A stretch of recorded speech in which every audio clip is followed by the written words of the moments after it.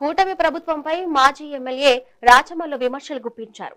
MLA వరదరాజుల రెడ్డిపై తీవ్ర స్థాయిలో ధ్వజమెత్తారు. పొట్టిపాడు రోడ్డు వేసి నెల రోజులు కాకముందే పగుళ్లు వచ్చాయన్నారు. దీనికి కొండారెడ్డి సమాధానం చెప్పాలని డిమాండ్ చేశారు. పగుళ్లు వచ్చినా ఈ రోడ్డుకు బిల్లులు ఎలా చెల్లిస్తారని ప్రశ్నించారు. కూటమి అధికారంలోకి వచ్చి 2 ఏళ్లు అవుతున్నా ప్రొద్దుటూరు అభివృద్ధిపై ఒక్క డిపిఆర్ కూడా చేయలేదని విమర్శించారు. కియా కంపెనీలో రాయలసీమ యువతకు చంద్రబాబు అన్యాయం చేశారని ఫైర్ అయ్యారు. లంచాలు తీసుకుని ఇతర రాష్ట్రాల వారికి ఉద్యోగాలు ఇచ్చారని రాచమల్లు ఆరోపించారు. నంద్యాల వరదరాజిరెడ్డి ఎమ్మెల్యే గారి కుమారులు కొండారెడ్డి గారు నిన్న లేక మనం మాట్లాడినాడు. ఏదో మాట్లాడినారు కానీ నేను పెద్దగా వినలేదు. ఏదో 1, 2, 3 విషయాలు మాత్రమే మా పార్టీకి సంబంధించిన వాళ్ళు చెప్తే వినడం జరిగింది. సరే, ఆ 1, 2, 3 అయినా ప్రజలకు సత్యం చెప్దామని చెప్పే ప్రయత్నమే. పెద్దగా ఏమి వాళ్ళ అబద్ధాలనేది మీ అందరికీ తెలుసు. పుట్టిపాడు రోడ్డుకు సంబంధించి ప్రజలారా, మేము పోయి వచ్చినాం, నాసిరకం అన్నాం, వాళ్ళు ఏదో మాట్లాడినారు, అవన్నీ అయిపోయినాయి. నిన్న కొండారెడ్డి మళ్ళీ ఏదో మాట్లాడినాడు. దానికి నా వైపు నుంచి ఒకే ఒక ప్రశ్నే, రెండో ప్రశ్నే లేదు. కొండారెడ్డి, ఇది ప్రజలే మనకు మధ్యవర్తి, ఇందులో ప్రజలే మనకు పెద్ద మనుషులు.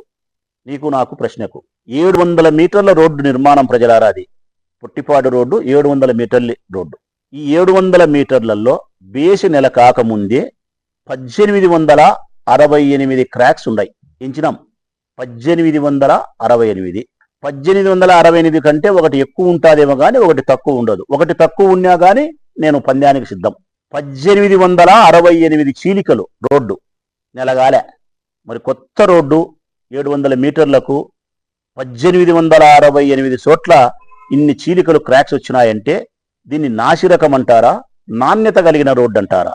ప్రజలారా, నేను అధికారులను కూడా అడుగుతా ఉన్నా. కొత్త రోడ్డు వేసి 5 కోట్ల రూపాయలతో రోడ్డు వేసి నెల కాకముందే 1868 చోట్ల చీలికలు వచ్చినాయి, క్రాక్స్ వచ్చినాయి, నాసిరకం అంటే దీన్ని మీరు సమర్థిస్తారా? అధికారులారా, వీళ్ళకు బిల్లులు ఇస్తారా? మీరు సమర్థిస్తే ఈ చీలికలు వచ్చిన, ఈ క్రాక్స్ వచ్చినటువంటి 1868 చోట్ల క్రాక్స్ వచ్చినటువంటి ఈ నాసిరకం, అత్యంత నాసిరకం ఈ రోడ్డు పనిని మీరు సమర్థిస్తే మిమ్మల్ని నేను గౌరవించలేను, మిమ్మల్ని అధికారులుగా నేను గుర్తించలేను. తప్పనిసరిగా దీనిపైన అదే రోడ్డు మీదనే మరొక 6 నెలల తర్వాతైనా, సంవత్సరం తర్వాతైనా వర్షాలు పడి రోడ్డు గుంతలమయమై ప్రజలు బాధపడినప్పుడు అదే రోడ్డు మీదనే నేను ఉద్యమం చేయాల్సి వస్తుంది. నంద్యాల వరదరాజిరెడ్డి ఎమ్మెల్యే గారి కుమారులు